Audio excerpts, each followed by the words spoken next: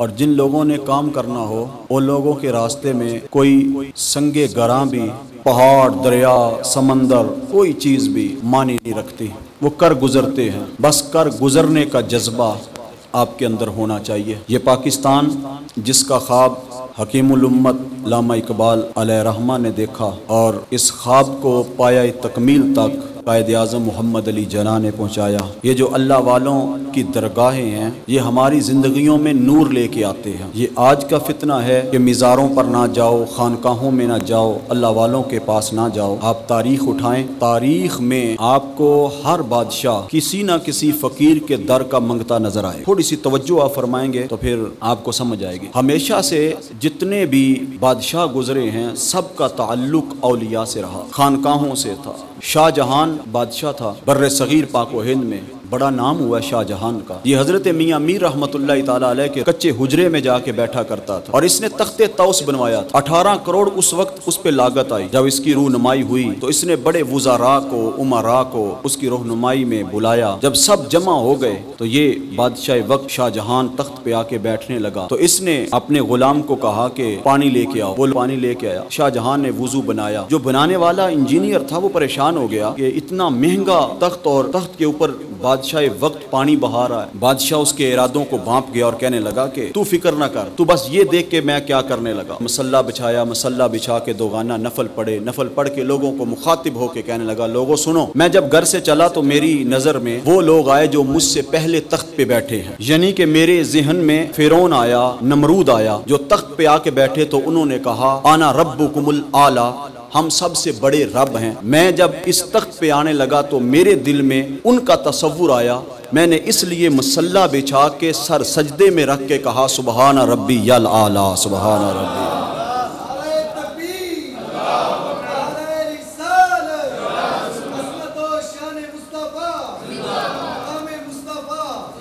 سبحان ربی الاعلی، سبحان ربی الاعلی۔ تو یہ شاہ جہان کی تربیت کہاں سے ہوئی؟ یہ حضرت میاں میر رحمۃ اللہ تعالی علیہ کے کچے حجرے میں جا کے بیٹھا کر شاہ جہان کو یہ جو سوچ، فکر، خیال، تصور، اس کا جو نظریہ بنا، یہ حضرت میاں میر رحمۃ اللہ تعالی علیہ کے کچے حجرے میں جا کے بیٹھا کر۔ جب آپ درویشوں کے پاس بیٹھیں گے، اللہ والوں کے پاس بیٹھیں گے، اہل علم کے پاس بیٹھیں گے، آپ کے تصورات، خیالات میں نمایاں تبدیلی آئے، آپ کے الفاظ میں خوبصورتی آئے گی، آپ کی سوچ میں خوبصورتی آئے گی۔ یہ بات یاد رکھیں، آپ جو لفظ بولتے ہیں وہ لفظ بھی اہمیت رکھتے ہیں، وہ اپنی خوشبو رکھتے ہیں، وہ حسن رکھتے ہیں۔ آپ جو سوچتے ہیں اس سوچ کے اثرات آپ کی شخصیت میں مرتب ہوتے ہیں۔ آپ جو کام کرتے ہیں، دیکھتے ہیں، ہر چیز کے اثرات آپ کی شخصیت پہ مرتب ہو۔ بولنے کو ایک گدا لفظ ہے، کسی کو بولا جائے تو طبیعت میں ہلچل مچتی ہے، پریشانی آتی ہے کہ مجھے اس نے گدا بولا ہے، وہ بھی جانور۔ اگر لفظ شیر بولا جائے جو انسان کی اندر کیفیت ہوتی ہے وہ حشاش بشاش ہو جاتی ہے تو وہ بھی جانور۔ مگر گدے کے لفظ کو لوگ پسند نہیں کریں گے، شیر کے لفظ کو لوگ پسند کریں گے، کیونکہ شیر میں دم خم ہے، شیر میں اس کی جو بہادری کی طرف اشارہ ہے، اس کی طاقت کی طرف اشارہ ہے، اور گدے کی کمزوری کی طرف اشارہ۔ تو جب گدھا کہا جائے گا تو پھر طبیعت میں بے چینی پیدا ہو، بے قراری پیدا ہو۔ ابو علی سینا نے یوں ہی بیٹھے ہو ابو الحسن خرقانی رحمۃ اللہ تعالی علیہ کی مجلس میں، تو حضرت ابو الحسن خرقانی رحمۃ اللہ تعالی علیہ اس میں ذات اللہ پہ بات کر رہے تھے، تو فرما رہے تھے اس کے یہ فوائد ہیں، اس کے یہ فوائد ہیں۔ تو ابو علی سینا ہنس پڑا، کہنے لگا کہ شخصیت تو مؤثر ہے، نام کیسے مؤثر ہو سکتا ہے؟ تو حضرت ابو الحسن خرقانی رحمۃ اللہ تعالی علیہ فرمانے لگے کہ ابو علی سینا تو ہے ہی گدھا۔ اس کا رنگ بدل گیا، تو حضرت میں اتنا بڑا مفکر اور آپ مجھے گدھا کہہ رہے ہیں؟ کہا گدھے کے نام میں اتنا اثر ہے، اللہ کے نام میں کتنا اثر ہوگا کہ تیرا رنگ بدل گیا۔ جو لفظ بولے جاتے ہیں یہ اپنی خوشبو رکھتے ہیں، جیسے لفظ بولے جائیں۔ تو جو انسان سوچتا ہے، بولتا ہے، کہتا ہے،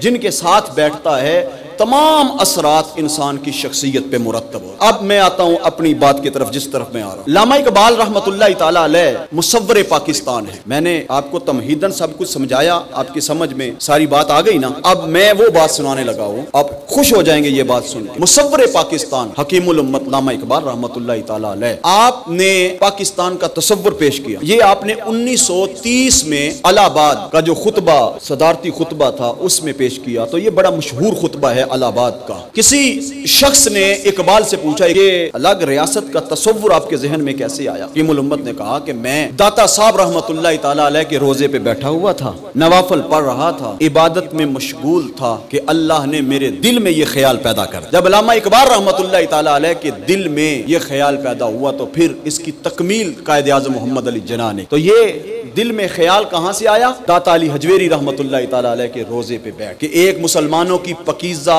اور اپنی ریاست جس میں آئین جو ہے وہ قرآن کا ہو۔ علامہ اقبال کے ذہن میں یہ تصور داتا صاحب رحمت اللہ تعالیٰ علیہ کی تربت نور پہ آیا۔ یہ اثرات ہیں، اسی لیے کہا جاتا ہے کہ پاکستان کا مطلب کیا؟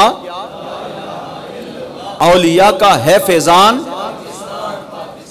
اس لیے اولیاء کا یہ فیضان ہے اور یہ تا قیامت قائم رہنے والا ہے اور اس نے رہنا ہے۔ تو حکیم الامت نے اپنے خطبات میں، اپنے اشعار میں قائد اعظم محمد علی جناح نے اپنی کوشش سے، انتھک محنت سے اس پاکستان کو حاصل۔ قائد اعظم محمد علی جناح سے کسی نے کہا پاکستان تو بنا رہے ہیں، پاکستان کو آئین کیا دیں گے؟ قائد اعظم محمد علی جناح نے کہا کہ جب قرآن کا آئین موجود ہو تو پھر ہمیں آئین دینے کی کیا ضرورت ہے؟ ہم تو آئین تب دینا جب قرآن کا آئین موجود نہیں، دین کا آئین موجود نہیں، اسلام کا آئین موجود نہیں۔ اسی کی تکمیل کے لیے، اسی کو نافذ کرنے کے لیے ہم تو آئے، ہم تو اللہ کے بندے ہیں، اس کے رسول کے غلام ہیں، ہم تو اس آئین کو نافذ کرنے کے لیے آئے، ہماری تو کوشش ہے، ہم بس نافذ کریں گے۔ پھر قائد اعظم محمد علی جناح اور علامہ اقبال نے کوشش کی۔ پھر جب کوئی بندہ کوشش کرے، یہ بات یاد رکھ، جو بندہ کوشش کرتا ہے خواہ وہ کافر بھی ہو، اللہ اس کی کوشش کو رائے گاہ نہیں جانے دے۔ جس میدان میں بھی بندہ کوشش کر، اللہ تعالیٰ اس کی کوشش کو کامیاب کرتا، اور جس نے جس مشن میں کام کیا اللہ نے اس کو اس مشن میں ہی کامیاب کیا۔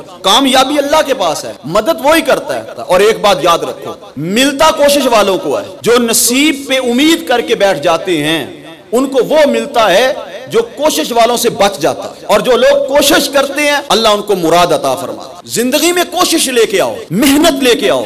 آپ کے لیے تو میرے نبی کی زندگی نمونہ ہے۔ اللہ قرآن میں کیا کہہ رہا ہے؟ لَقَدْ كَانَ لَكُمْ فِي رَسُولِ اللَّهِ أُسْوَةٌ حَسَنَةٌ۔ تمہارے لیے میرے رسول کی زندگی آئیڈیل زندگی ہے، اس کو اپناؤ۔ پتہ نہیں کیوں ادھر ادھر پھر رہے ہو۔ دیکھیں ذرا، جب حضور علیہ الصلوۃ والسلام نے اعلان نبوت فرمایا، سیدہ خدیجہ الکبریٰ آپ پہ ایمان لے کے آئے، مولا علی ایمان لے کے آئے، حضرت ابوبکر صدیق ایمان لے کے آئے، زید بن حارثہ ایمان لے کے آئے، چند لوگ تھے جو حضور پہ ایمان لے کے آئے۔ 13 سال حضور نے مکے میں گزارے، مکے کے چند لوگوں نے حضور کو تسلیم کیا، حضور پہ ایمان لے۔ جب حضور علیہ الصلوۃ والسلام ہجرت کر کے مدینہ منورہ میں تشریف لے گئے تو پھر آپ دیکھیں اسلام کے شجر پر کتنی بہاریں آئیں، کتنی فتوحات ہوئی، کتنا غلبہ ہوا۔ جنگ بدر بھی ہے، جنگ احد بھی ہے، جنگ خندق بھی ہے، کتنی تکلیفیں، اذیتیں، پریشانیاں۔ آپ ایک ایک چیز کو نوٹ کریں، ایک ایک چیز کو دیکھیں کہ کتنی تکلیفیں اور کتنی اذیتیں، پریشانیاں میرے آقا نبی رحمت صلی اللہ علیہ وسلم نے اٹھائیں۔ آپ ایک ایک بندے کے پاس جایا کرتے تھے، ایک ایک قبیلے کے پاس جایا کرتے تھے اور جا کے ان کو دعوت حق دیتے، مگر حضور علیہ الصلوۃ والسلام کا تن پریشان نہیں ہوتے۔ حضور علیہ الصلوۃ والسلام یقین کی جس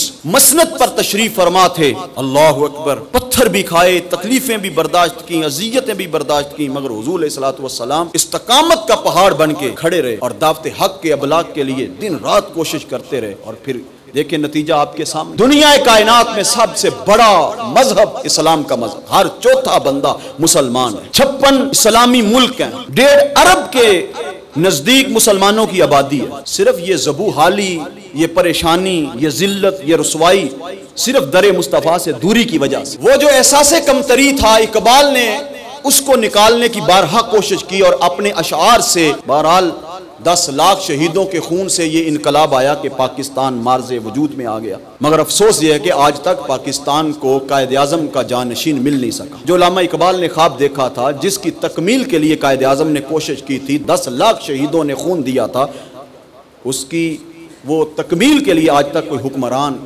ہمیں نصیب نہیں ہو سکا۔ اور آج کل تو آپ دیکھ لیں جو حال ہمارا ہو چکا ہے، کیسے لڑائی ہو رہی ہے اور ملک کا کوئی بھی نہیں سوچ رہا، ہر بندہ اپنا سوچ رہا ہے۔ تو یہ قائد اعظم محمد علی جناح نے اس لیے کوشش نہیں کی تھی کہ تم اپنے اقتدار کے لیے لڑو، یہ تو ایک پاکستانی ریاست تھی اور 2 قومی نظریت پہ بنی تھی۔ تو حضرات محترم، پاکستان تو حاصل ہو گیا، مگر جو مقصد تھا پاکستان کا وہ آج تک حاصل نہیں ہو سکا۔ ہم آزاد ہو گئے مگر ہماری سوچیں آزاد نہیں ہو سکی، ہمارے خیالات آزاد نہیں ہو سکے۔ سرحد کے اعتبار سے ہم آزاد ہیں مگر نظریے کے اعتبار سے ہم آزاد نہیں ہیں، رسم و رواج کے اعتبار سے ہم آزاد نہیں ہیں۔ ہمارے رسم و رواج، رہن سہن، انداز زندگی، انداز معاشرت سارا انہی کی طرح۔ آپ اپنی شادیوں سے لے کے فوتگیوں تک دیکھ لیں، سارے معاملات ہندوؤں والے کر رہے ہیں۔ ان خیالات سے آزاد ہونا ہے جو وہ ہندوانہ خیالات ہیں، وہ تصورات ہیں۔ وہ اقبال ہے، تمہاری تہذیب اپنے خنجر سے آپ خودکشی کرے گی، تمہاری تہذیب اپنے خنجر سے آپ خودکشی کرے گی، جو شاخ نازک پہ آشیانہ بنے گا وہ ناپائیدار ہو۔ ہوا کے ایک ہی جھونکے میں سب کچھ اڑ جائے گا۔ تم کیا کرو؟ اپنے نبی کی سیرت کو اپناؤ اور اپنے نبی کی سنت کو اپناؤ اور اس پہ عمل کرو، دنیا اور آخرت میں کامیاب ہو جاؤ۔ کامیابی اور کامرانی حضور کی سنت پر ہے، حضور کی سیرت پر ہے۔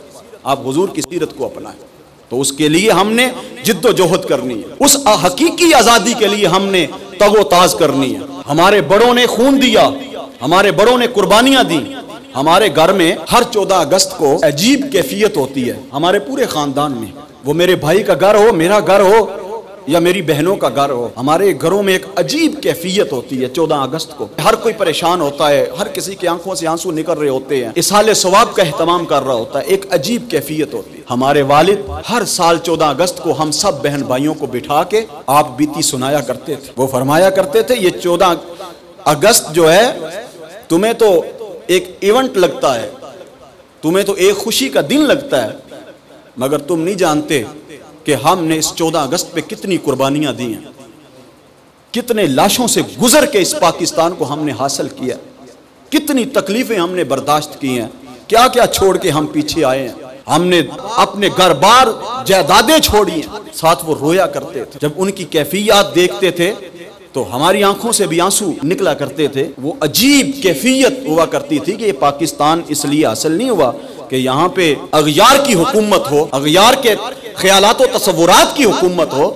یہ پاکستان اس لیے حاصل ہوا کہ یہ دو قومی نظریے پہ پاکستان بنا، اس لیے حاصل ہوا کہ یہاں آزادی کے ساتھ ہم اپنے رب کی عبادت کر سکیں اور اس دین کا پرچار کر سکیں۔ قید ہوئے سوچوں، خیالات، تصورات کے لحاظ سے ہم قید ہیں۔ اب ضرورت اس امر کی ہے کہ ہم نے کوشش کرنی ہے، تگ و تاز کرنی ہے، محنت کرنی ہے، سوچوں کو آزاد کروانا۔ اور کوشش سے کیا نہیں ہوتا؟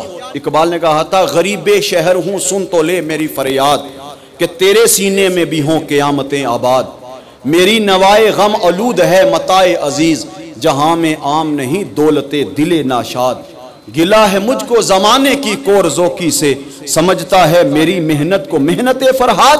اقبال کہتے ہیں غریب شہر ضرور ہوں، پردیسی ضرور ہوں، مگر میں چاہتا ہوں جو آگ میرے سینے میں لگی ہوئی ہے وہ آگ تیرے سینے میں بھی لگ جائے۔ اور کہتا ہے نوائے غم آلود ہے متاع عزیز، یہ جو میری گفتگو ہے یہ بڑی درد بھری کہانی ہے، تم اس کو، یہ اندر سے میں باتیں کر رہا ہوں، یہ میں باہر سے، اقبال کہتا ہے باہر سے میں باتیں نہیں کر رہا، یہ جگر کا خون ہے جو میں آپ کے سامنے رکھ رہا ہوں، یہ میری اندر کی کیفیت ہے جو میں آپ کے سامنے رکھ رہا ہوں۔ اقبال کہتا ہے جہاں میں عام نہیں دولت دل ناشاد، یہ جو دولت ہے نا میرے پاس، درد کی دولت، عام جگہ سے آپ کو یہ درد کی دولت نہیں ملے گی، یہ جو میرے پاس درد کی دولت۔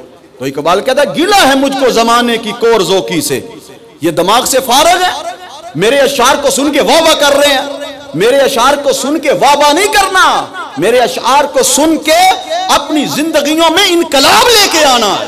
گلا ہے مجھ کو زمانے کی کور ذوقی سے، سمجھتے ہیں میری محنت کو محنت فرہاد۔ اقبال کہتا ہے مجھے گلا ہے اس قوم سے کہ وہ میری محنت کو محنت فرہاد سمجھ رہے ہیں، حالانکہ ایسا نہیں ہے، میری محنت فرہاد والی محنت نہیں ہے۔ انشاءاللہ ایک دن آئے گا یہ نسل نو، وہ اقبال نے کہا تھا نو امید نہ ہو ان سے اے رہبر فرزانہ، کم کوش تو ہیں لیکن بے ذوق نہیں راہی۔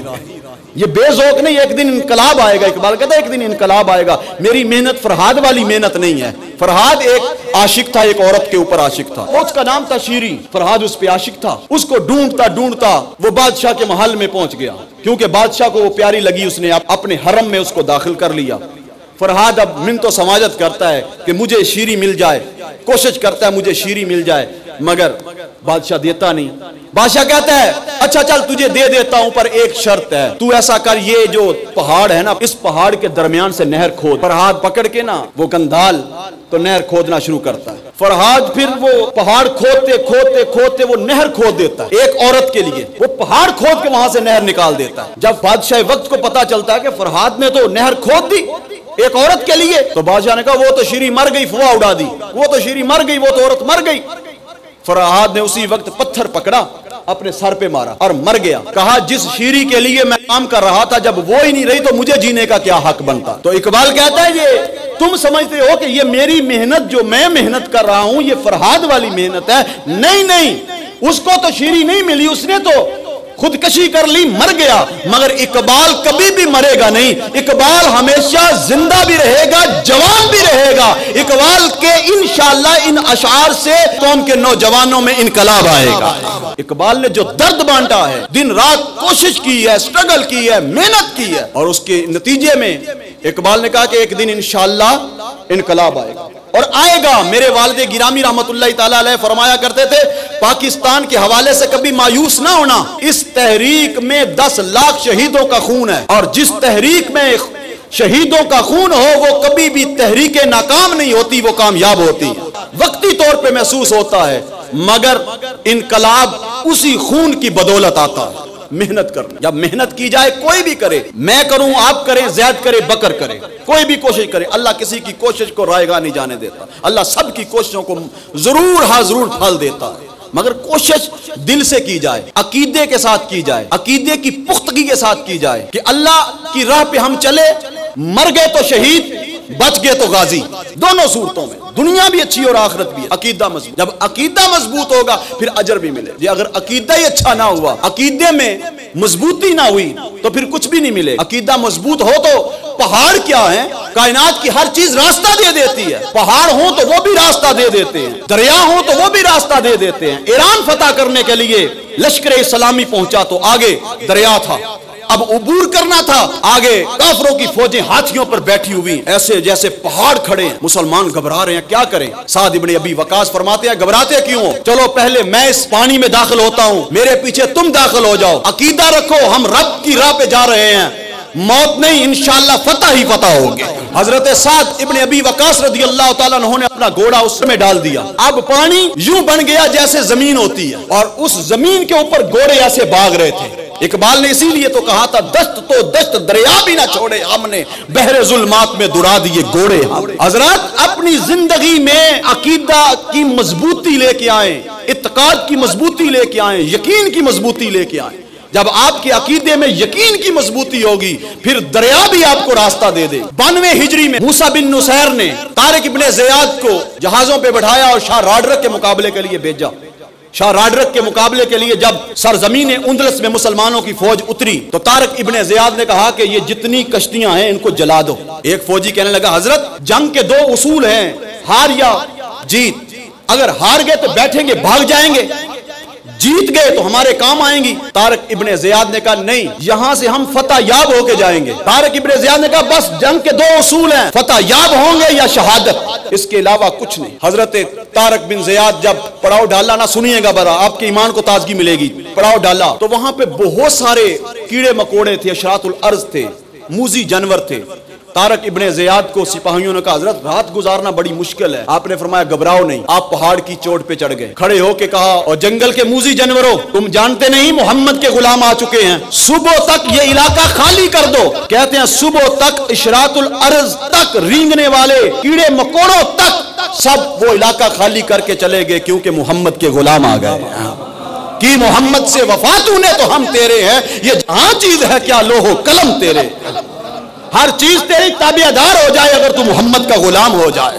پھر انہی جان نثاروں نے, انہی ہی مجاہدوں نے شاہ راڈرک کی فوج سے مقابلہ کیا. وہ 1 لاکھ کی فوج تھی, یہ 6000 تھے. مقابلہ ایسا ہوا کہ شاہ راڈرک شرم سے ڈوب کے مر گیا. اقبال نے اسی لیے کہا تھا یہ غازی یہ تیرے پرسرار بندے جنہیں تو نے بخشا ہے ذوق خدائی, دو نیم ان کی ٹھوکر سے صحرا و دریا, سمٹ کر پہاڑ ان کی ہیبت سے رائی. دو عالم سے کرتی ہے بیگانہ دل کو, عجب چیز ہے لذت آشنائی. شہادت ہے مطلوب و مقصود مومن, نہ مال غنیمت نہ کشور کشار. یہ دولت کے لیے, شہرت کے لیے کام نہیں کرتے, یہ سٹیٹس کے لیے کام نہیں کرتے, فیم کے لیے کام نہیں کرتے, یہ تو ذوق شہادت کے لیے کام کرتے ہیں.